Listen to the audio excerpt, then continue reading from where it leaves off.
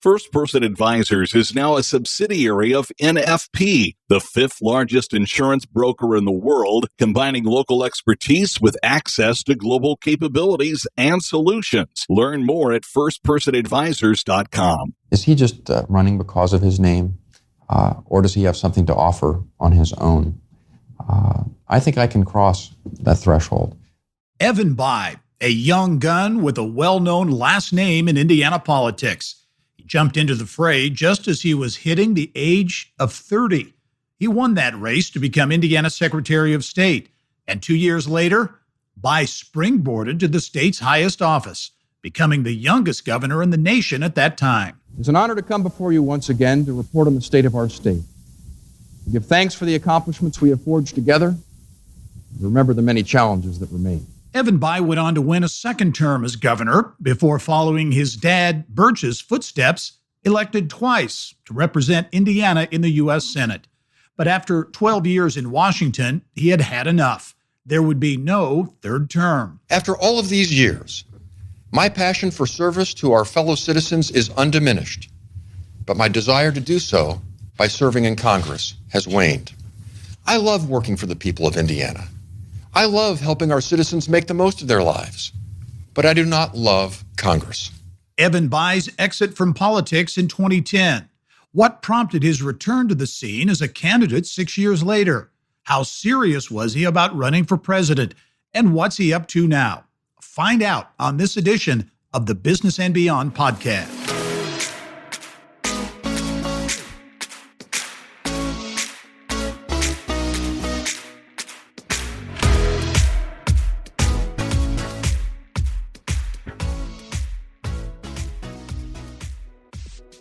Hello and welcome to the Business and Beyond podcast presented by PNC. I'm Gary Dick. Vigo County, Indiana, the Wabash Valley, home of Indiana State University, where Larry Bird put Terre Haute on the map. About 12 miles up the road north from Terre Haute on US 150, you'll find Shirkieville, home of one of Indiana's most prominent political families. It's where Evan Bayh's dad, Birch, ran the family farm before entering into politics, serving 3 terms representing Indiana in the U.S. Senate. The apple didn't fall far from the tree. Evan followed his father's path into politics, elected Indiana Secretary of State in 1986, serving 2 terms as governor and then 2 terms in the U.S. Senate. He even considered a run for the White House and was on Barack Obama's short list of vice presidential candidates in 2008. And I'm really pleased to welcome Evan Bayh to this episode of the Business and Beyond podcast. Evan, thanks for joining me.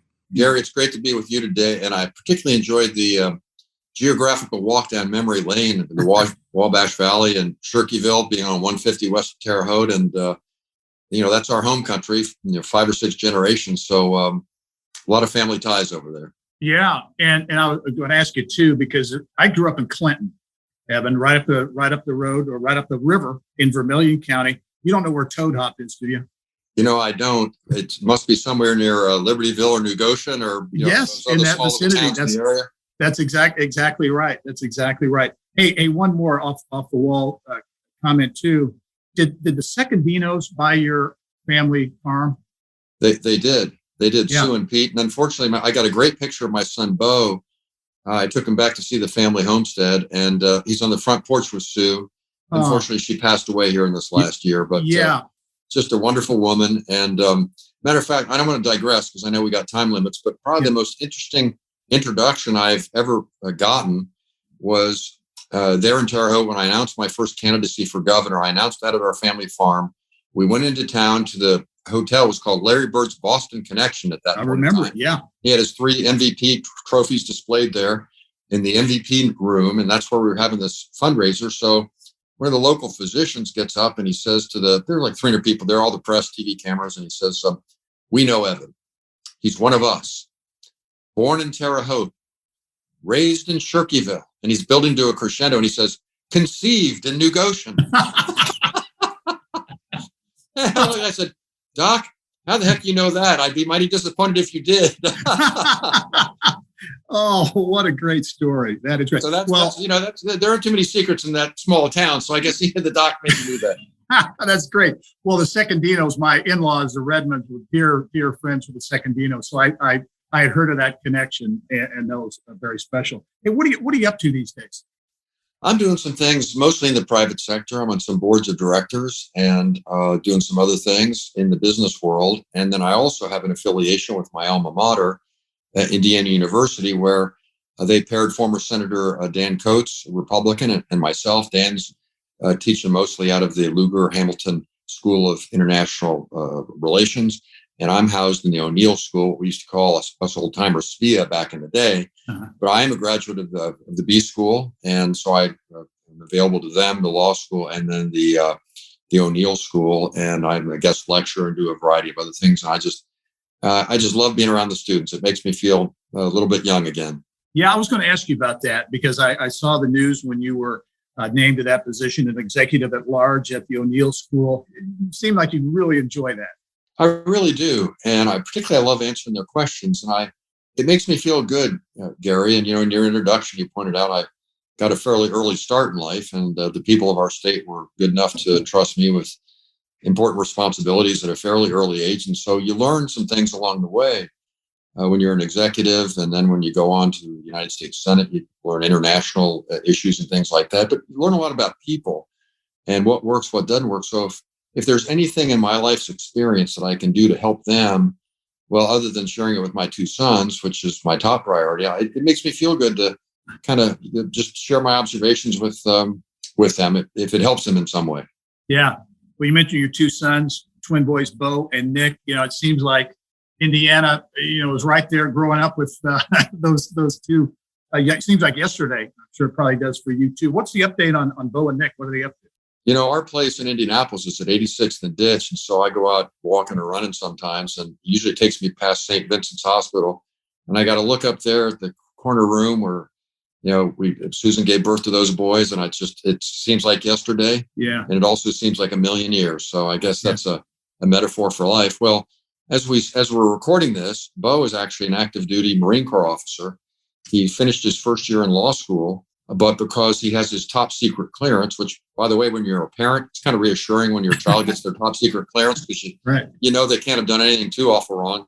Either that or his college roommates were a lot more discreet than mine might have been. In any event, so he's a first lieutenant, and he's in the Pentagon with a special top secret unit that is using artificial intelligence to try and improve some of our weapon systems, particularly our drone surveillance and strike platforms. Regrettably, Gary, the Chinese are a little bit ahead of us in this area. Yeah. And so he's working with a lot of these tech guys from Silicon Valley to try and bring them up to speed. And again, as we're recording this, because their unit deals with a lot of top secret intelligence, he's also keeping a close eye on what's going on in the Ukraine. Oh, sure. And so he's kind of on top of that today. His brother, and then he'll go back. He's going to be in Indianapolis working for one of our big law firms, Barnes & Thornburg, this summer. He's looking forward to that. His brother's about to finish up his MBA. And so he's hoping to, I don't want to jinx things, but he's hoping to get a job offer from one of the sports teams there in town. Because he tried finance in Wall Street. He said, these people are just unhappy. He then worked for a big consulting firm, and he concluded it's better to be hiring the consulting firm than working for the consulting firm. But I told him, I said, well, what's your passion, buddy? What do you love? He says, I love sports. And he's hoping to kind of marry his business background and his mathematical background with athletics. And who knows, maybe following his his great-grandfather's footsteps, who is in the Indiana Basketball Hall of Fame and was the first athletic director at what is now Indiana State. Yeah. So I may have two boys there in Indianapolis, which will mean I'm going to be home a heck of a lot more. That's great. That's great. You mentioned Susan, obviously such a wonderful, special woman. The two of you, so high profile, and you and the boys obviously have gone through a difficult last couple of years. Susan losing that courageous battle with cancer about a year ago. How have you coped with that very difficult situation? Well, Gary, it's just hard. I mean, there's no other way to say it. We were married for 32 years before she got sick. And then I helped care for her for about another 2 years and 9 months after that. Mm-hmm. And she's passed away about a year ago now. So it's been about 3 years and 9 months since she got sick. And what can you say? It's hard losing your life companion like that. And it was hard for me watching my sons see their mother go through that. my own mother, ironically, passed away from breast cancer when I was 23, the same age my sons were when they lost, when their mom got sick. And she'd want us to deal with it as best she can. I'm really delighted that there's going to be a beautiful memorial garden and teaching spot there in Holiday Park in Indianapolis on the north side. We're going to break ground on that. We've raised some money for that. Many people in the community have been very generous, and I want to thank them for that. And so we'll break ground on that this spring. So that'll be a living memorial for her. And then we also raised money in her memory to endow a scholarship at Indiana University for aspiring people in the O'Neill School who want to go into public service and that kind of thing. It'd be another living memorial for her. But it's just, for any of your viewers who've gone through this, it just leaves an empty place in your heart and your life. And you do the best you can. I guess that's the only way to put it. Yeah. Well said. Hey, one more question about the boys, though. They are achieving a great success. Any chance at all they would be interested in politics, like their dad? Well, I'm hopeful they'll be smarter than that, Gary. So I think, and getting back to my wife for a moment, whenever you go through something like this, it really makes you think about what's important in life. And so my sons and I have talked about it a lot. I've shared with them, and I think they believe it, that what really matters at the end of the day, when you're looking back in your life and kind of thinking what was it all about, it's going to be the people that you cared about and loved, your family, your friends, your close associates. It's those human connections that will matter. That, and in some way, did you do a little good in the world? I mean, in some way, did you try and leave this place just a little bit better off than you found it? And there are a lot of ways to do that. I mean, my sons are both in the military, Nick's in the Army. As well in their reserves. And so they're already doing that. So I think they'll try and make the world a better place. Thankfully, you don't have to run for office to do that. So time will tell, but we'll just have to wait and see. Yeah. Well, you certainly were attracted to public service very naturally, grew up in a political family. Your dad, Birch, a 3-term senator from Indiana. And it's noteworthy that this is, I think it's coming up in June, the 50th anniversary of Title IX. That landmark legislation that revolutionized really women's and girls' sports. I just like to, because your dad was such a consequential senator, someone who did things and made things happen. That Title IX legislation over 50 years has just had an amazing impact. Well, it really has. And someone was telling me that Billie Jean King was speaking at the Olympics the other day or in some form, and she mentioned Title IX. And I will occasionally have women athletic directors or coaches come up to me and say that, they wouldn't have had the opportunities that they've had in their life if that hadn't opened up the doors for them to be athletes and that sort of thing. So, that's a big part of his legacy, Gary, and he did any number of things. I won't bore you with a long speech here, but there's an example of how a young man who grew up in Shirkieville and worked on the farm, went to Purdue for a year, did his military service for 2 years, came back to Purdue, then married his sweetheart and went back to the farm, and then got into politics, and look where it led him. And it was all about trying to help people help themselves. Yeah. So that is a big part of his legacy and something our family is proud of. Well, and I think it's interesting too. You again talk about being a consequential legislator, the Bayh-Dole Act, intellectual property, and a lot of people maybe outside of business don't understand the impact that has had over many years on the state of Indiana and beyond. A lot of people credit that really with giving birth to the biotechnology industry. Mm-hmm. I mean, for your viewers who don't know, a lot of the important research being done in our universities and colleges around the country was sort of bottled up. There was no way for them to get that out and have it commercialized in the marketplace where it could actually be turned into therapies and treatments to help patients and to help fight diseases. And so that bill enabled that to happen and was, again, another landmark accomplishment. And particularly if your family struggled with cancer or something like that, like ours has, you realize just how important that is. That was another big landmark accomplishment. And by the way, I was seated next to Bob Dole at dinner once, and he looked at me and he had a very self-deprecating sense of humor. And he said, Bayh-Dole, he said, that was 60% Bayh, 40% Dole. But, there's an example, Gary, too. My father, and I followed this too when I was in the Senate. My father was Speaker of our State House Representatives. He was not governor. I was had the privilege of being governor for 8 years, as you mentioned, but he never introduced a piece of legislation that didn't have a Republican co-sponsor. And so I tried to follow that same approach, thinking if we're going to get anything done around here, it ought to be because we find areas we can agree on. And so whether it was Title IX or the Presidential Succession Amendment or the 18-year-old vote amendment or Bayh-Dole, the Juvenile Justice Act, which tried to get young, nonviolent, first-time offenders out from being locked up with the hardened criminals and give them a chance to rehabilitate themselves. That was another big thing that he did. All those things took bipartisan support. And it really kind of breaks my heart that, let's just say we could use more of that kind of spirit and less of the fighting that we've got going on today. Hey, Rook, I wanted to ask you about that earlier. What's your take on that? The divisiveness, it just permeates politics. I think it's always been part of politics, but it just seems like it's so intense now. What's your take on it? Is there any way to kind of heal this, to solve this, to get back to some sort of bipartisan participation? Well, I sure hope so, because we need it. And I think your comment was right. Politics has always been kind of divisive. The original founders didn't envision a party system, but it arose pretty quickly.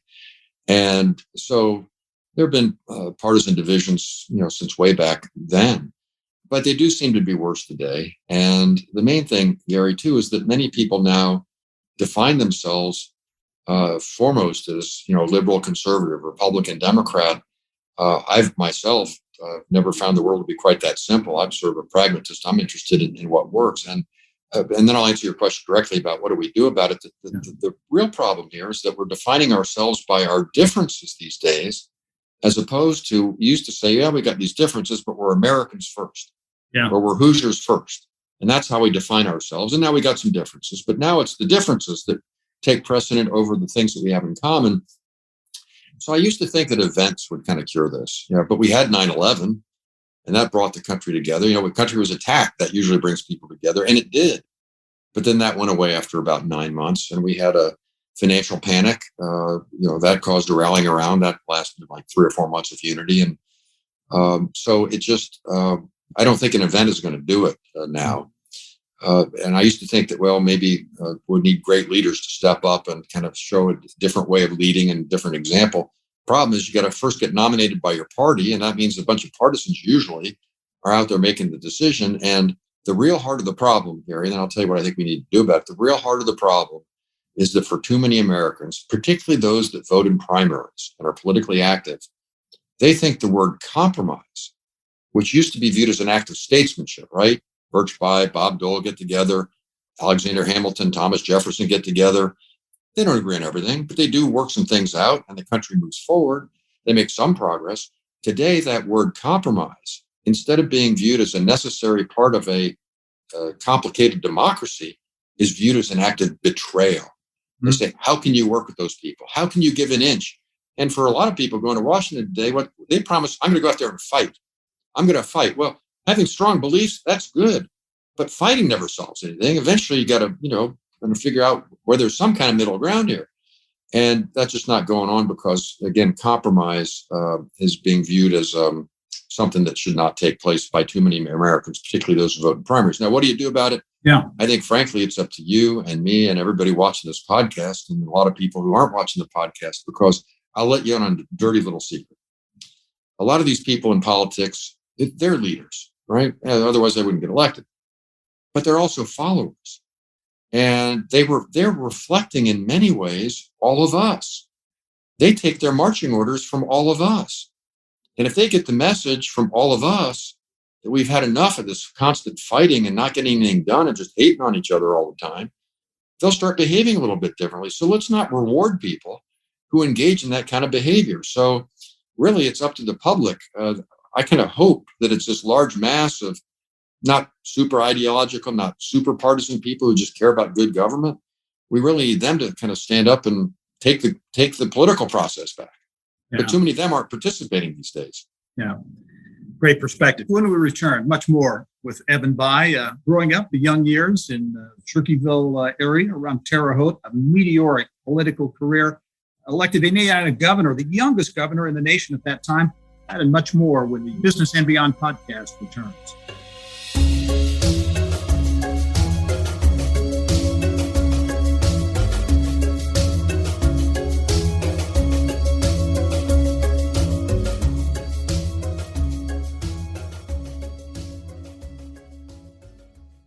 First Person Advisors is now a subsidiary of National Financial Partners, the fifth largest insurance broker and consultant in the world. Develop your total reward strategies all in one place with the combination of First Person's local expertise and NFP's global resources and integrated solutions. Learn more at firstpersonadvisors.com. Welcome back to the Business and Beyond podcast presented by PNC. I'm Gary Dick. And my guest this week, Evan Bayh, two-time Indiana governor, senator, a leader in so many ways in the state of Indiana. And Evan, I've got to ask you, obviously, as we talked about in the first part of the podcast, your dad, Birch, was such a high-profile and, again, consequential senator. What was the dinner conversation like growing up? Was it a lot of political back and forth issues, discussions, or what was it like? Well, there was some of that. He was elected when I was 7, and my mother was politically very aware and an involved person as well, interested in the issues and all that sort of thing. So they would discuss, as you might imagine, the family business, quote unquote, around the dining room table and what was going on and the affairs of the day and that sort of thing. And, I was privileged to do some things as a young person that you probably wouldn't if you weren't growing up around the Senate and that sort of thing. And my father was close to John Kennedy and Lyndon Johnson. And we used to have other senators and a lot of Republicans over at our home. Back in those days, people didn't care that much about political party, which was a good thing. But it was also pretty normal, Gary. I mean, my parents were coming to my ball games and things like that. They were interested that, in spite of my wishes, sometimes that I get my homework done and I prepare for tests and that sort of stuff. So we were a normal family. And the nice thing too, as we've discussed, my father came from Shirkieville, there, Vigo County. My mother was from a little town, Enid, Oklahoma. It's in wheat country, north central Oklahoma. My grandmother was a telephone operator at Vance Air Force Base. But so the point I make is my mother came from an agricultural background too. So neither of my parents, had super egos or, had come from, great wealth or anything like that. So we were just kind of a normal family. Yeah.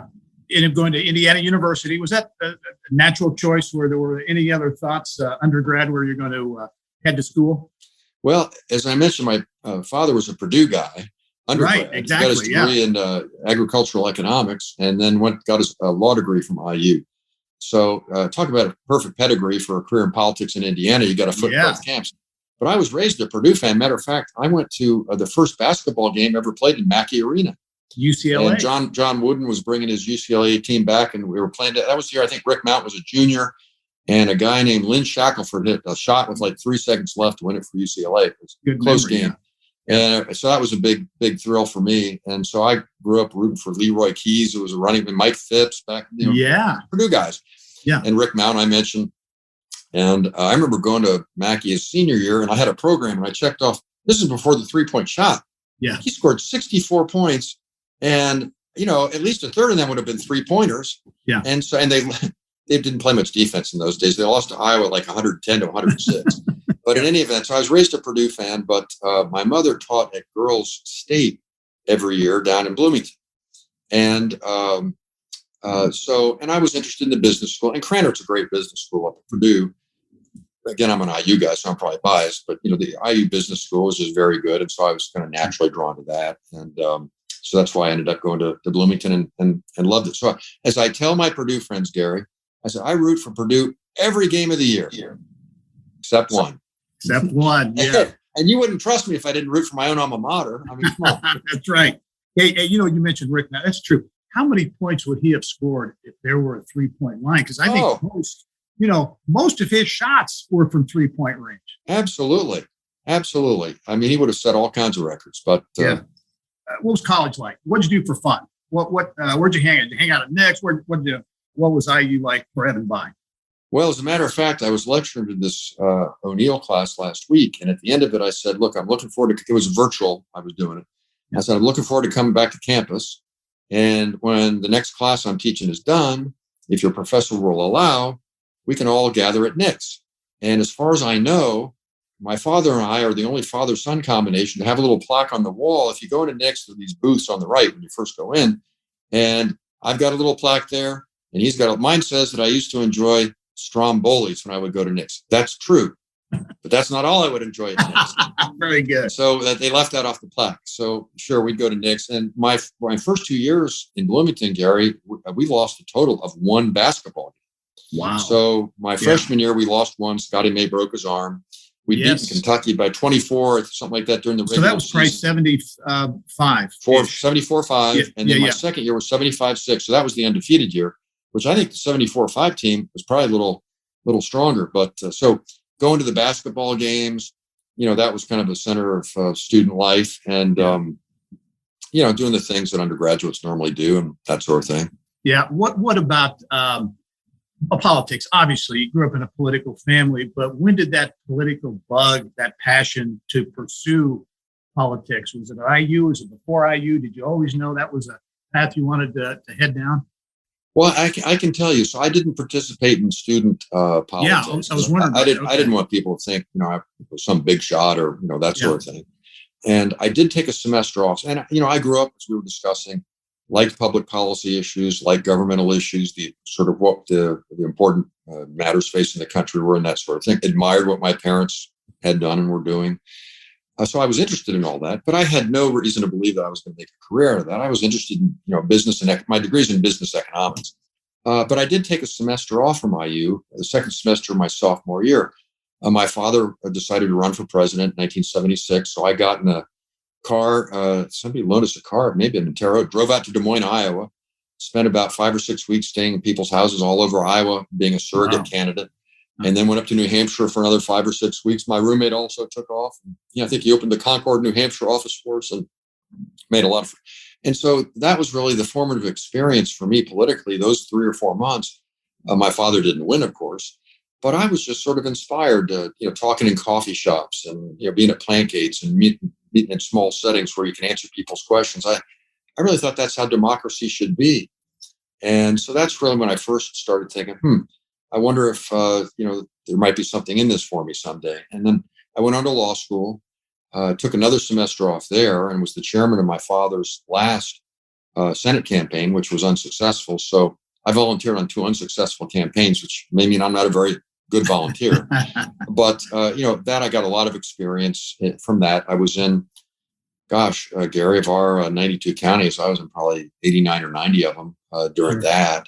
And so that really is when I, got my feet on the ground, met a lot of people, and was just really inspired and thought if the public's willing to give me a chance, this is what I'd like to do. Yeah, and you didn't waste any time at all. Elected Secretary of State, 1986?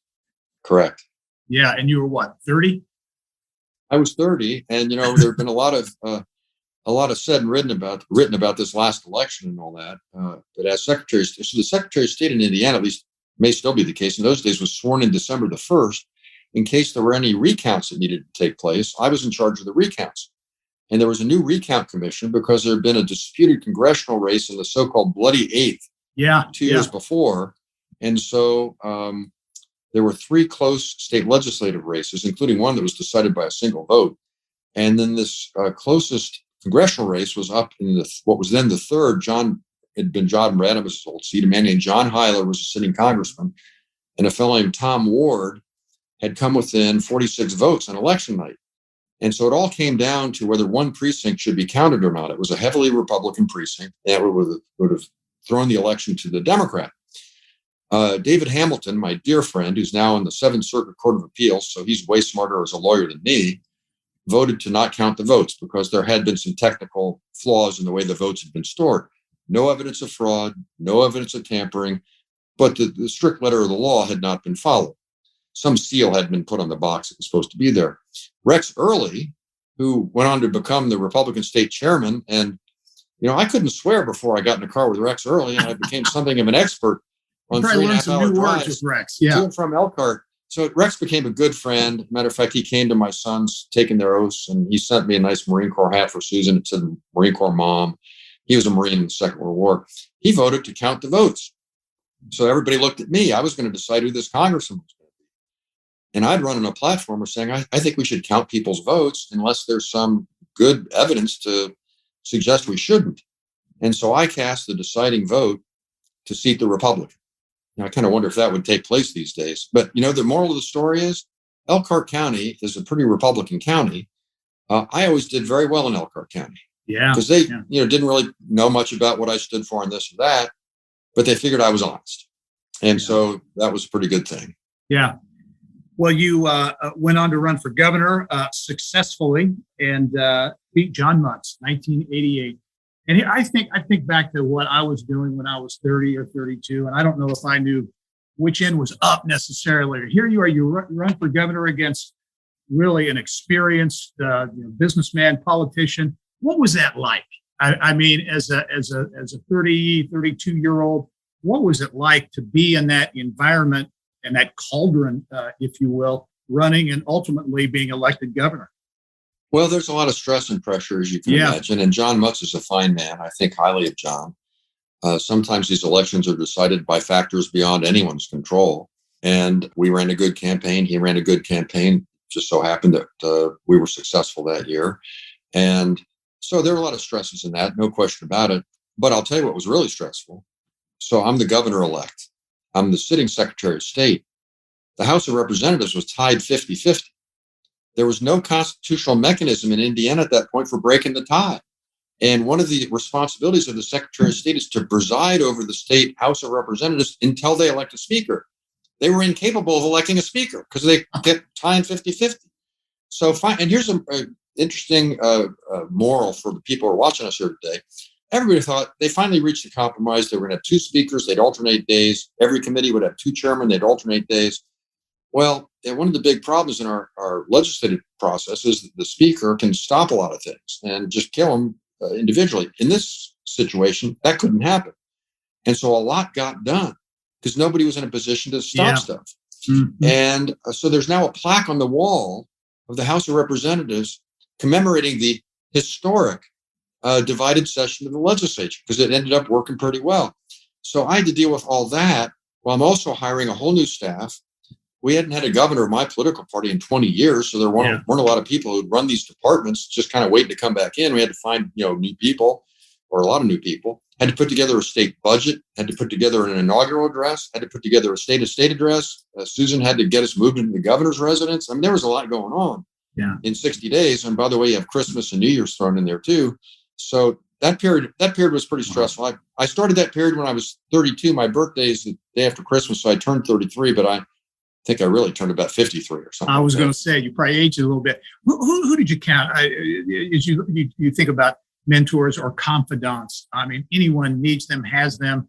But as a young governor, I would think it would be especially important. Who did you kind of lean on? Were the folks you can talk about that you really, counted on for advice and counsel? Yes, absolutely. And as a matter of fact, that's one of the lessons I share with these young people in O'Neill or in Kelly or the other, forums that I have a chance to speak in, which is to say a lot of leadership comes down. You got to have a core moral frame. You have to have values that you believe in. Otherwise, you're just rudderless and will just kind of flap around in the wind. So you've got to have a moral compass grounded in solid values.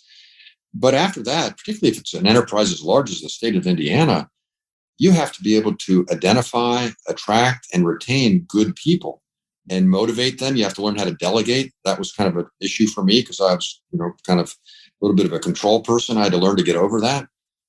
But surrounding yourself with good quality people. I mentioned David Hamilton. He was one. I mean, my chiefs of staff, the first was Bill Morrow. The second was Bart Peterson. He ends up being, mayor, and then at Eli Lilly. And now he's running the Crystal House Foundation. Mm-hmm. Fred Glass was athletic director at IU for 10 years. Joe Hogsett was my final chief of staff. He's now mayor. So these people, my budget directors went on to do great things at Cummins and other places. My general counsels, long careers in the legal profession and et cetera, et cetera, et cetera. So I had the privilege of being able to identify good, mostly young folks to surround myself with. But I always had my father I could rely on for, to kind of bounce things off him. His last press secretary, a wonderful man who lives over in Terre Haute named Fred Nation. Great years, drove from Terre Haute to Indianapolis to work for me when I was governor. He was a little bit older than the rest of us. I could count on him for good counsel. Lee Hamilton, somebody else, a great, solid individual. A man named Ed Lewis, who was just a wonderful, confidant. John Welliver, Jim Wells, just a whole group of people from around the state that I was able to rely on their counsel. But the last thing I'll just say about all that is, and of course, I should mention first and foremost my wife, who without her I would have been nothing. Matter of fact, more than one person has told me they voted for Susan Bayh's husband. So I know where my bread was. I know where my bread was buttered. Yeah. But my father once said to me when I told him, we were sitting outside a convenience store somewhere in Bloomington, I think, and I told him, I said, I'm thinking about maybe doing this, Dad. And he said, well, he's told me two things. He said, first, you shouldn't do it if you want to. That's great. I'll be proud of you. But you shouldn't do it because it's what your father did. You should do it because it's what you want to do. And it's in your heart, not just because you love your dad. And that's the first thing. The second thing was, he said, you'll be your own man. You can chart your own course.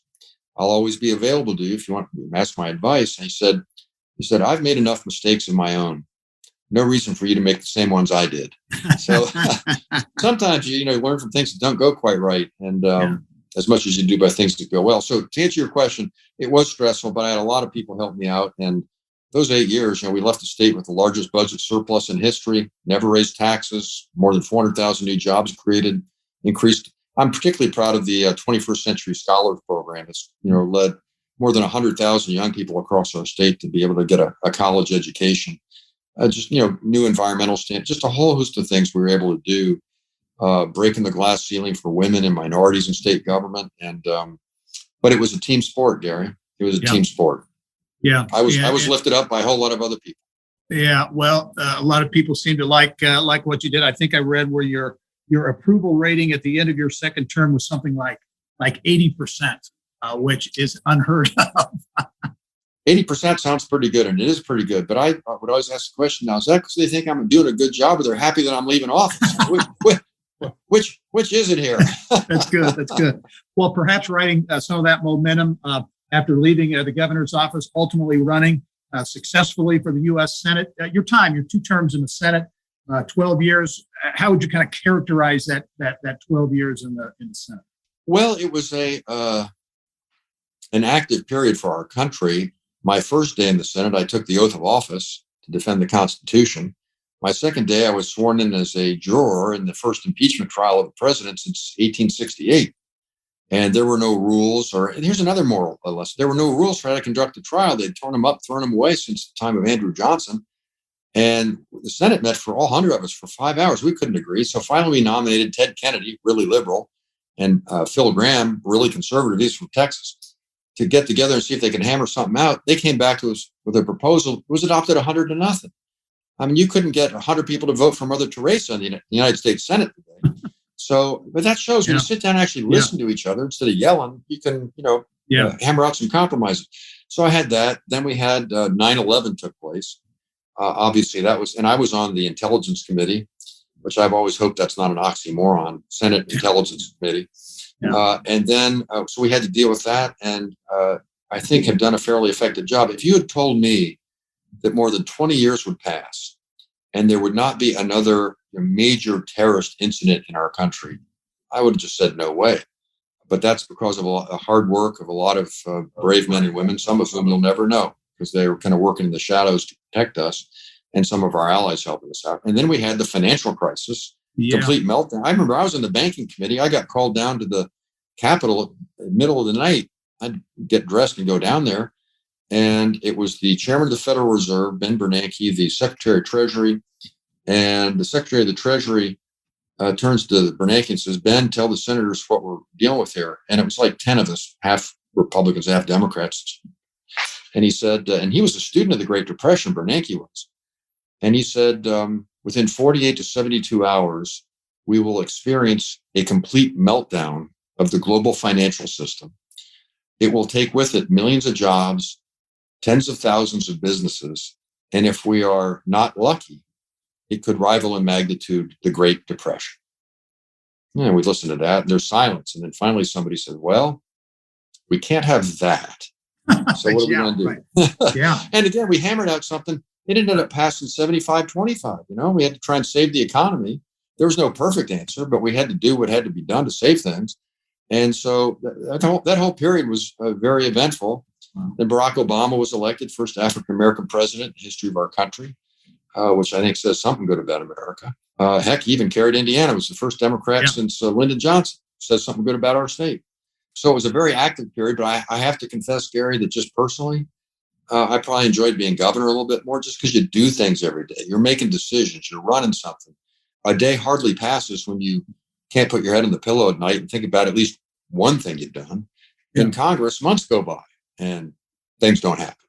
So, and it's just become very partisan and very ideologically polarized. And, I tend to be more in the middle.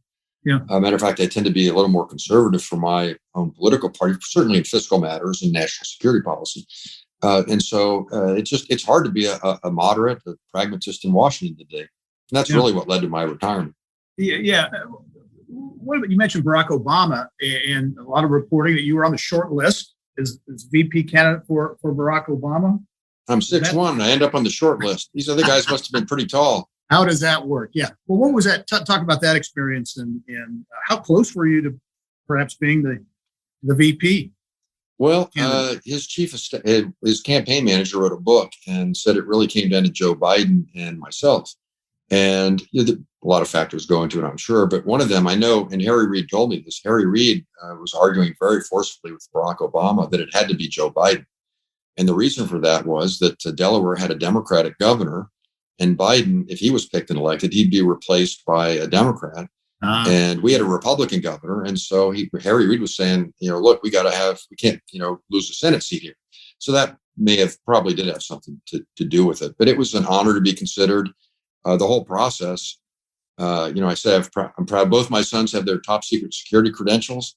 Well, what I had to go through, let's just say, it was way more invasive than a colonoscopy. I mean, they check everything out, not just one part of your anatomy. They check everything out. So finally, they fly me out very secretively to St. Louis, where Obama's campaigning that day. And they take me up the freight elevator. So I'm waiting for him in his hotel suite when he comes in, and we have hamburgers together and kind of just chit chat a little bit, get to know each other. And finally, he looks over at this table, and there's this 3-foot stack of stuff there, all my medical records, tax returns, any kind of dirt they could dig up, anything on me. They'd talk to your wife, your parents, your kids, all the internet stuff. I mean, everything. And so he finally, he looks at me and says, no, I've looked at all that. He says, nothing in there bothers me.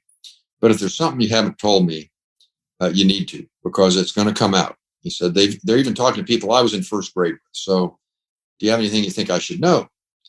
And I said, well, your people were pretty thorough, Barack, but there's one or two things I should probably share with you they didn't ask me about. And I did. And he looked at me and he said, that's it? And I said, well, yeah, that's it. And then he said, well, you haven't led much of a life, have you? Which I always got a big kick out of that. Oh, that's outstanding. Hey, you mentioned when you left in 2010 and the reasons behind that surprised a lot of people when you decided to not run for a third term. As you look back on that, glad you made that decision? I am, Gary. And as I said, I'm not terribly partisan, and I'm not an ideologue. I believe in what works to try and help people make the most of their lives and give them a little more opportunity that hopefully they can pursue. In Washington, it's just become very divisive, and that's just not my style. And even more so, obviously, than back then, right? Yeah. Oh, it's more so now than it was back then, and more so then than it was in my father's days. And I mentioned, we used to have Republican senators over to our home all the time. They were his friends. And some of my best friends in the Senate were Republican senators. Dick Lugar and I, for example, got along great. We had a very, very good friendship. And so there's that. And I concluded I was just a little bit more of an executive at heart. And I was 54 at the time and had been in public office really since I was 30, with only a 2-year gap in there. And my wife, God love her, told me that there was nothing dishonorable about actually being able to pay for our son's college. And so that sounded like might be a good thing to do. So, yeah, I made it was like cutting off my arm in some ways. Yeah. I mean, it was just a very hard decision, but it was the right thing to do. And then, Gary, there was something I did not know at that time that made it even more of the right thing to do, which is that if I had been in public office when my wife got brain cancer, I wouldn't have been able to care for her the way I was able to care for her. And we were very fortunate. We had excellent insurance. And so trying to give her the best chance she could to recover and get her the best quality of life, that meant a lot more to me than sitting down there in the Congress, just wondering why all these people are fighting with each other. So it turned out to be fortuitous. I didn't know that, but it was the right decision. Yeah. You're very busy right now, but as you look at what's next, any thoughts of the longer term on what that next adventure, next journey for Evan Bayh? Well, I'm really enjoying what I'm doing now. Yeah. And so I don't really have any plans to change. The president was kind enough to invite my sons and me down to have lunch with him after my wife passed. And he was very nice. He spent 2.5 hours at her memorial service and he spoke. And, he let me know that if there was something I wanted to do that he would want me to help him out. But there's just nothing right now. Most of the big jobs have been filled and that sort of thing. So, if he were to call me and say, look, the country needs you, I need you, I think any patriot has to consider that. But putting that aside, it's possible this thing with IU could grow into something over time. I enjoy that. And then just continuing, although, when you're a parent, you go from kind of being hands-on to then being kind of a coach for them to then kind of being in the stands cheering them on. And I think I'm kind of in that category now. But the more time I can spend with my sons, and if one or both of them end up living in Indianapolis, that would make me happy because I get to be home and see my friends more. And who knows, maybe I'll live long enough to see daughters-in-law and grandchildren someday. Very good. Evan Bayh, a former U.S. Senator, former governor in Indiana, and a leader for our state in so many ways. Evan, it's been a real treat to have our conversation on the podcast today, and really appreciate you taking the time to join me. Well, it's been my privilege, Gary. Thank you. And I want to thank your viewers for being so tolerant to watch me here today. Very good. Evan Bayh, thanks again. And thank you for joining us on this edition of the Business and Beyond podcast. It is a weekly conversation with achievers in business, sports, entertainment, and beyond. And you can download all of our episodes and get Indiana Business News 24/7. All you have to do is go to InsideIndianaBusiness.com. I'm Gary Dick. Thanks for joining us. We'll see you next time.